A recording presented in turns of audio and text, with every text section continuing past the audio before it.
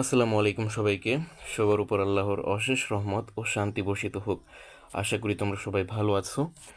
বরাবরের মতো আজকের ক্লাসেও আমরা এসএসসি রসায়ন পাঠ্য বইয়ের মৌলের ধারণা ও রাসায়নিক গণনা অধ্যায়ের সবচেয়ে গুরুত্বপূর্ণ একটি প্রশ্ন সমাধান করব।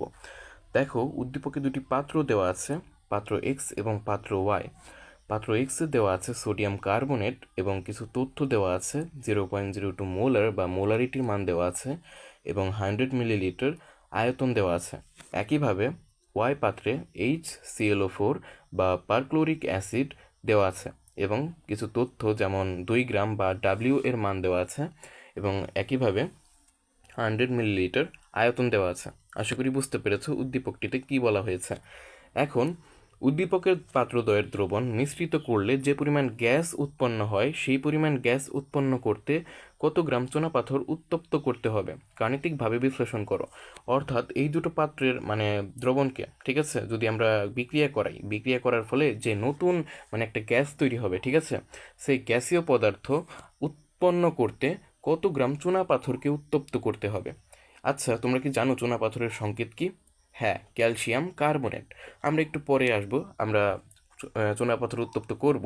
দেখো, আমরা সমাধান করি। দেখো, উদ্দীপকের পাত্রদ্বয়ে দ্রবণ মিশ্রিত করলে উৎপন্ন গ্যাসের পরিমাণ নির্ণয় করতে হলে প্রথমে লিমিটিং বিক্রিয়ক নির্ণয় করতে হবে। অবশ্যই লিমিটিং বিক্রিয়ক মানে কি? যে বিক্রিয়ক আগেই শেষ হয়ে যায়, ঠিক আছে, বিক্রিয়া করতে করতে আগেই শেষ হয়ে যায়, অবশিষ্ট থাকে না, তাকে লিমিটিং বিক্রিয়ক বলা হয়। দেখো, লিমিটিং বিক্রিয়কই কিন্তু বিক্রিয়ার প্রধান, ঠিক আছে, সেই কিন্তু নির্ধারণ করবে কতটুকু উৎপাদ উৎপন্ন হবে, ঠিক আছে, সব কিছু সেই নির্ধারণ করবে প্রায়, ঠিক আছে। আচ্ছা, দেখো, সোডিয়াম কার্বনেটের মোল সংখ্যা আমরা নির্ণয় করব। কেন করব? ওই যে আমাদের লিমিটিং বিক্রিয়ক নির্ণয় করতে হবে। কিভাবে করব? দেখো, সোডিয়াম কার্বনেটের মোল সংখ্যা আমরা নির্ণয় করব, আমরা জানি N=SB, মোলারিটি এবং আয়তনের গুণফল, ঠিক আছে। দেখো, কিন্তু সাইডে আমরা একটা কাজ করে নেব, কি কি দেওয়া আছে এগুলো তো লিখতে হবে, তাই না? না হলে তো টিচার মার্কস দেবে না। দেখো, এগুলো তোমরা আশা করি লিখতে পারবে। এই যে SX দ্বারা আমরা এখানে মোলারিটি প্রকাশ করেছি, আয়তন লিখেছি, ঠিক আছে। আয়তন কিন্তু এখানে মিলিলিটারে দেওয়া আছে, একটু সাবধান থাকবে। এটাকে তুমি এখন লিটারে কনভার্ট করে নেবে, ঠিক আছে। আশা করি পারো। 100কে মিলিলিটারকে যদি তুমি লিটারে নিতে চাও তাহলে তোমাকে 1000 দ্বারা ভাগ করতে হবে, ঠিক আছে। আর যদি লিটার থেকে মিলিলিটার আসতে চাও তাহলে 1000 দ্বারা গুণ করতে হবে। আশা করি তোমরা একক পরিবর্তন পারো, ঠিক আছে। অর্থাৎ আগে আমরা আয়তনকে লিটারে কনভার্ট করে নেব, ঠিক আছে, তারপর এখানে মান বসাবো। দেখো, 0.02 মোলারিটির মান বসিয়েছি, একক সহ বসিয়েছি মোল প্রতি লিটার বা মোল ইনভার্স লিটার বা মোল পার লিটার। এখন আয়তনের মানও 0.1 লিটার বসিয়ে দিয়েছি, ঠিক আছে। আর এন মোল সংখ্যা বা মোলের একক তো মোল, তাই না? এনের একক তো মোল, তাই না? এত গুণ করার ফলে আমরা এত পেয়ে গেছি, ব্যাস। এখন আমরা পারক্লোরিক অ্যাসিডের মোল সংখ্যা নির্ণয় করব। দেখো, পারক্লোরিক অ্যাসিডের ক্ষেত্রে কিন্তু ডাব্লিউর মান দেওয়া আছে, মোলারিটির মান দেওয়া নেই এবং আয়তনের মান দেওয়া আছে। এখানে আমরা মোল সংখ্যা নির্ণয়ের জন্য ভিন্ন একটি সূত্র ইউজ করব, সেটা হচ্ছে W/M। তোমরা আশা করি জানো, এটাও কিন্তু মোল সংখ্যা নির্ণয় করা যায় এটার মাধ্যমে, ঠিক আছে। যেহেতু আমাদের কাছে পারক্লোরিক অ্যাসিডের জন্য মোলারিটি নেই। দেখো, ডাব্লিউ কি? পরিমাণ। এই যে দেখো, 2 গ্রাম কিন্তু দেওয়া আছে, কিন্তু এই পারক্লোরিক অ্যাসিডের আণবিক ভর লাগবে আমাদের। এই এম এর মানে হচ্ছে আণবিক ভর, ঠিক আছে। দেখো, ভর দেওয়া আছে 2 গ্রাম, এটা পরিমাণ, ঠিক আছে, ডাব্লিউর মান বা ভর। এখন আণবিক ভর নির্ণয় করা আশা করি তোমরা পারো। দেখো, হাইড্রোজেনের ভর 1, ঠিক আছে, আর ক্লোরিনের 35.5, আর অক্সিজেনের কিন্তু 16, কিন্তু অক্সিজেন কয়টি আছে? 4টি আছে, ঠিক আছে।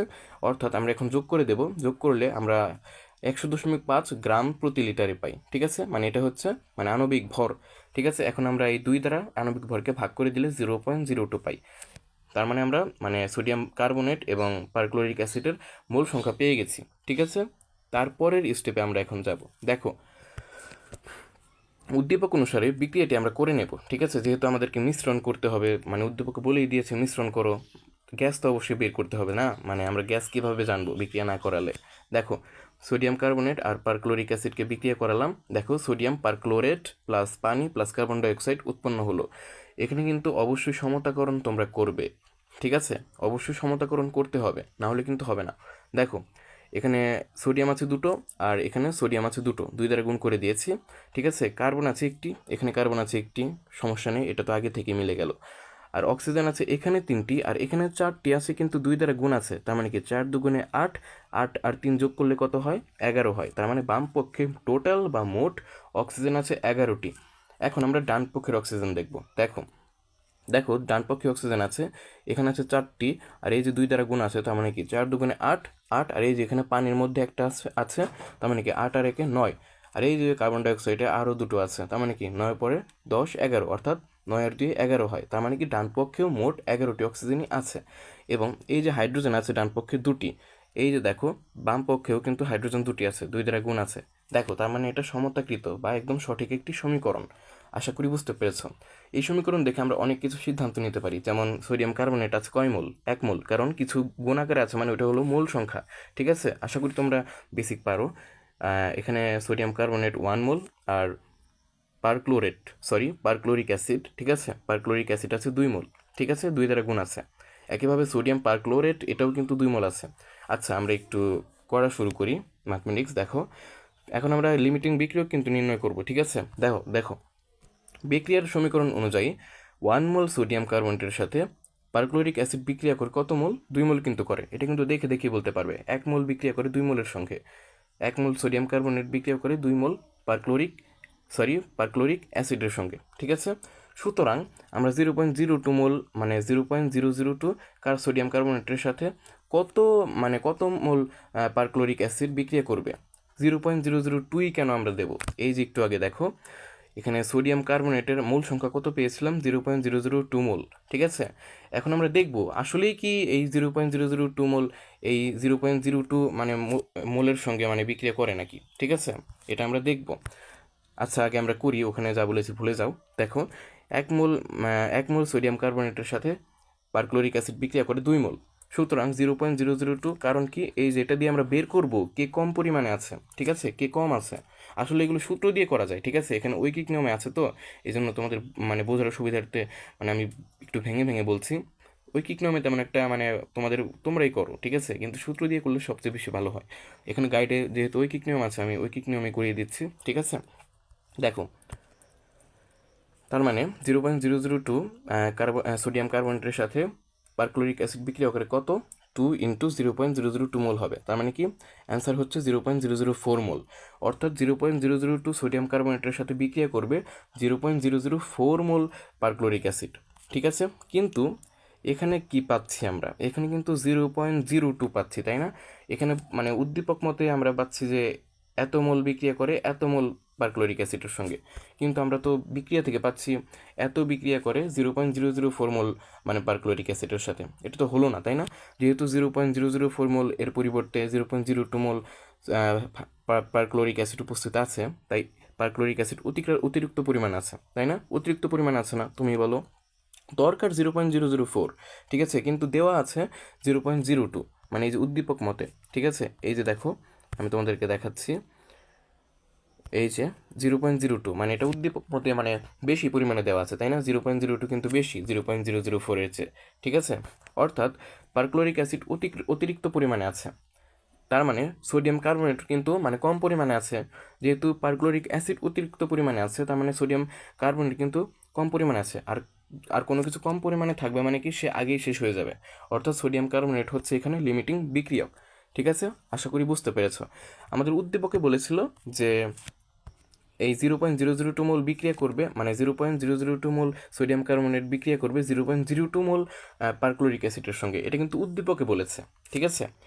এখন আমরা তো বিক্রিয়া করে পেয়েছি 0.002 মোল সোডিয়াম কার্বনেট বিক্রিয়া করে 0.004 মোল পারক্লোরিক অ্যাসিডের সঙ্গে। তার মানে এখানে তো মানে বেশি দেওয়া আছে, উদ্দীপকে তো বেশি দেওয়া আছে, তাই না? 0.02 উদ্দীপকে বেশি পরিমাণ দেওয়া আছে, আর আমাদের বিক্রিয়া করে পেয়েছে অনেক কম 0.004 মোল, ঠিক আছে, মানে কম পরিমাণে লাগবে পারক্লোরিক অ্যাসিড, কিন্তু উদ্দীপকে 0.02 ব্যবহার করেছে, ঠিক আছে। তার মানে বেশি আছে পারক্লোরিক অ্যাসিড, তার মানে সোডিয়াম কার্বনেট কম আছে, তার মানে অবশ্যই সোডিয়াম কার্বনেটকে লিমিটিং বিক্রিয়ক বলা হবে। দেখো আমরা কিন্তু বের করে ফেলেছি সোডিয়াম কার্বনেট হচ্ছে লিমিটিং বিক্রিয়ক, ঠিক আছে।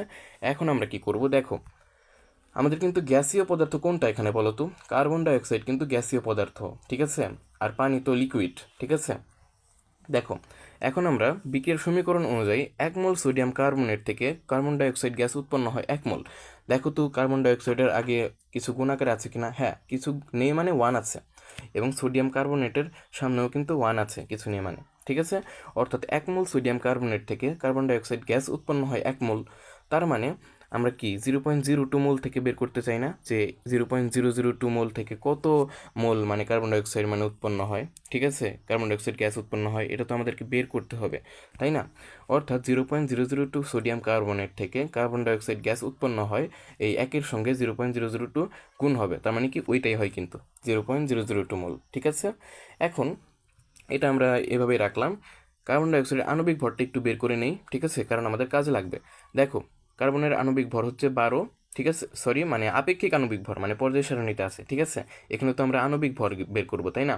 পারমাণবিক ভর, কার্বনের আপেক্ষিক পারমাণবিক ভর হচ্ছে 12, আর অক্সিজেনের আপেক্ষিক পারমাণবিক ভর হচ্ছে 16, কিন্তু অক্সিজেন কয়টি আছে? 2টি আছে, তার মানে 16 গুণ 2 যোগ 12 হবে, তার মানে সব মিলিয়ে 44, ঠিক আছে, গ্রাম প্রতি মোল। আশা করি বুঝতে পেরেছ। এখন সুতরাং উৎপন্ন কার্বন ডাইঅক্সাইড গ্যাসের ভর কত হবে? দেখো, এখানে কিভাবে করেছে আমি তোমাকে বোঝাই। এই যে দেখতে পাচ্ছ তুমি, আণবিক ভর, ঠিক আছে, আণবিক ভর, ঠিক আছে। এখানে এখানে আণবিক ভর কোনটা বলো তো? এই যে এটা 44 গ্রাম প্রতি মোল, ঠিক আছে। আর আমরা মোল সংখ্যা তো পেয়ে গেছি কার্বন ডাইঅক্সাইডের, তাই না? এই যে দেখো 0.002 মোল, ঠিক আছে। এখন আমরা একটা সূত্র জানি না, N=W/M, ঠিক আছে, তোমাদের পাঠ্য বই কিন্তু আছে। আসলে এখানে ঐকিক নিয়মে বেশি লেখিনি, ঠিক আছে, মানে সরাসরি মানে গুণ করে বুঝিয়ে দিয়েছে, কিন্তু সবাই বুঝতে কষ্ট হতে পারে। মানে এটা কিভাবে আসলো 0.002 মোল ইন্টু 44 গ্রাম প্রতি মোল কেন গুণ করলাম? আসলে এখানে কার্বন ডাইঅক্সাইডের ভর আমাদেরকে বের করতে হবে। এখন আমরা একটা সূত্র জানি না, N=W/M। আমাদের যেহেতু ভর বের করতে হবে, ভর কোনটা? ডাব্লিউর মান হচ্ছে ভর, তার মানে তোমার মূল সংখ্যা n আর তোমার আণবিক ভর m যদি গুণ করি তাহলে অবশ্যই ভর সংখ্যা পাবো। ঠিক সেই সূত্র থেকে আমরা মানে এখানে সরাসরি করে দিয়েছে মূল সংখ্যা n গুণ এখানে আণবিক ভর m গুণ করলে আমরা ভর সংখ্যা পাবো, ভর, ঠিক আছে। অর্থাৎ কার্বন ডাইঅক্সাইড গ্যাসের ভর হবে 0.088 গ্রাম, ঠিক আছে। আসলে ঐকিক নিয়মে করেছে তো এই জন্য এখানে বিস্তারিত তেমন একটা বোঝায়নি। আশা করি বুঝতে পেরেছো। আচ্ছা, আমরা তো এখন ভর পেয়ে গেছি, এখন চলো পরের পেজে যাই। দেখো, এখন চুনাপাথর উত্তপ্ত করবে, ঠিক আছে, অর্থাৎ এটাকে বিক্রিয়া করব আমরা, ঠিক আছে। দেখো, আমি আগেই বলেছি চুনাপাথরের সংকেত হচ্ছে ক্যালসিয়াম কার্বনেট। দেখো ডেল চিহ্ন দ্বারা মানে তাপ বোঝাচ্ছি, মানে উত্তপ্ত করবো আমরা, ঠিক আছে। ফলে কি উৎপন্ন হবে? ক্যালসিয়াম অক্সাইড এবং কার্বন ডাইঅক্সাইড, ঠিক আছে। এখানে কিন্তু সমতাকরণ একদম ঠিকই আছে, ক্যালসিয়াম একটি আছে, কার্বন আছে একটি, ঠিক আছে, অক্সিজেন এখানে 3টি, আর এখানে কার্বন ডাইঅক্সাইডে 2টি অক্সিজেন আর ক্যালসিয়াম অক্সাইডে 1টি অক্সিজেন, তার মানে কি 2+1, তার মানে কি 3টি অক্সিজেন হয়ে গেছে, তার মানে সমতাকরণ মানে একদম সুন্দরভাবে হয়ে গেছে, ঠিক আছে। এখানে তেমন একটা গুণ চিহ্ন দিতে হবে না, 1 2 3 4 সংখ্যা দিয়ে। দেখো, বিক্রিয়ার সমীকরণ অনুযায়ী 1 মোল কার্বন ডাইঅক্সাইড গ্যাস উৎপন্ন করতে 1 মোল ক্যালসিয়াম কার্বনেট বা 100 গ্রাম ক্যালসিয়াম কার্বনেট প্রয়োজন, ঠিক আছে। আসলে এখানে ক্যালসিয়াম কার্বনেট মানে এক ক্যালসিয়াম কার্বনেটের ভর মানে আণবিক ভর, ঠিক আছে, ক্যালসিয়াম কার্বনেটের আণবিক ভর হচ্ছে 100 গ্রাম, ঠিক আছে। দেখো, বিক্রিয়ার সমীকরণ অনুযায়ী 1 মোল কার্বন ডাইঅক্সাইড গ্যাস উৎপন্ন করতে 1 মোল ক্যালসিয়াম কার্বনেট বা 100 গ্রাম ক্যালসিয়াম কার্বনেট প্রয়োজন। অর্থাৎ 44 গ্রাম কার্বন ডাইঅক্সাইড গ্যাস উৎপন্ন করতে ক্যালসিয়াম কার্বনেট প্রয়োজন 100 গ্রাম। ঐকিক নিয়মে করছি কিন্তু, ঠিক আছে। আসলে সূত্র দিয়ে সবচেয়ে সহজে করা যায়, ওইভাবে তো দেখাইনি, আমি তোমাকে ঐকিক নিয়মেই দেখাই, ঠিক আছে। দেখো, এই কার্বন ডাইঅক্সাইডের ভর কিন্তু 44 গ্রাম, ঠিক আছে। আমাদেরকে বের করতে হবে যে এই আমাদের প্রশ্নে কি বলেছিল, সরি আমি এতক্ষণ শুধু সমাধান বলে যাচ্ছিলাম। প্রশ্নে বলেছিল যে এই যে কার্বন ডাইঅক্সাইড গ্যাস, ঠিক আছে, এই পরিমাণ কার্বন ডাইঅক্সাইড গ্যাস উৎপন্ন করতে কত গ্রাম চুনা পাথরকে উত্তপ্ত করতে হবে, ঠিক আছে। এখন আমরা কার্বন ডাইঅক্সাইডের মোল সংখ্যা তো পেয়ে গেছিলাম, তাই না? আবার আণবিক ভরও আমরা জানি। এখন আমরা এই এই 44 গ্রাম কার্বন ডাইঅক্সাইড গ্যাস উৎপন্ন করতে ক্যালসিয়াম কার্বনেট কত প্রয়োজন সেটা আমরা সহজে বের করতে পারবো, যেহেতু ক্যালসিয়াম কার্বনেটের মোল সংখ্যা হলো 1, আর 1 মোল মানেই কিন্তু 100 গ্রাম, মানে এই ক্যালসিয়াম কার্বনেটের আণবিক ভরই হচ্ছে 100 গ্রাম, ঠিক আছে। দেখো, 44 গ্রাম কার্বন ডাইঅক্সাইড গ্যাস উৎপন্ন করতে ক্যালসিয়াম কার্বনেট প্রয়োজন হয় 100 গ্রাম, ঠিক আছে। সুতরাং 0.088 গ্রাম। এটা কেন দিলাম? দেখো, আমরা কিন্তু একটু আগে বের করেছি মানে উৎপন্ন কার্বন ডাইঅক্সাইড গ্যাসের ভর, ঠিক আছে, 0.088 গ্রাম। এটা কিন্তু উৎপন্ন হয়েছে এত গ্রাম, ঠিক আছে। আর এটা কিন্তু আণবিক ভর, ঠিক আছে, 44 গ্রাম হচ্ছে আণবিক ভর, ঠিক আছে। বা ভর বলতে পারো তুমি এটাকে, ঠিক আছে। অর্থাৎ যেহেতু আমাদের উৎপন্ন হয়েছে তোমার 0.088 গ্রাম, তার মানে এত গ্রাম থেকে কত গ্রাম ক্যালসিয়াম কার্বনেট আমরা পাবো সেটা বের করব। দেখো 0.088 গ্রাম কার্বন ডাইঅক্সাইড গ্যাস উৎপন্ন করতে ক্যালসিয়াম কার্বনেট প্রয়োজন কত হবে, এই 100-র সঙ্গে মানে দেখো 100-কে ভাগ দেবো 44 দ্বারা, ঠিক আছে। আর সুতরাং 0.088 গ্রাম কার্বন ডাইঅক্সাইড গ্যাস উৎপন্ন করতে ক্যালসিয়াম কার্বনেট প্রয়োজন, এই 0.088টা গুণ হয়ে যাবে, ঠিক আছে। আশা করি তোমরা ওই নিয়মটা পারবে, ঠিক আছে। আসলে এখানে সরাসরি করে দিয়েছে, ঠিক আছে। এখানে লেখা উচিত ছিল 1 গ্রাম, মানে 1 গ্রামে কত, তারপরে এটা লেখা উচিত ছিল, তাই না? দেখো সুতরাং আমরা এটা এখানে ক্যালকুলেশন করার ফলে 0.2 গ্রাম ক্যালসিয়াম কার্বনেট পেয়েছি, ঠিক আছে। সুতরাং 0.088 গ্রাম কার্বন ডাইঅক্সাইড গ্যাস উৎপন্ন করতে 0.2 গ্রাম চুনাপাথর উত্তপ্ত করতে হবে, ঠিক আছে। 0.2 গ্রাম চুনাপাথর উত্তপ্ত করতে হবে। দেখো আমরা কিন্তু অ্যান্সার পেয়ে গেছি। আসলে এখানে গাইডে, ঠিক আছে, তোমাদের গাইডে মানে এইভাবে করা আছে, মানে ঐকিক নিয়মে, ঠিক আছে। আসলে সূত্র দিয়ে সবচেয়ে সহজে করা যায়, ঠিক আছে। আশা করি আজকের ক্লাসটি তোমরা বুঝতে পেরেছো, ঠিক আছে। আজকের মতো এখানেই বিদায় নিচ্ছি, দেখা হচ্ছে অন্য কোনো ভিডিওতে। ততক্ষণ ভালো থেকো, সুস্থ থেকো। আসসালামু আলাইকুম সবাইকে।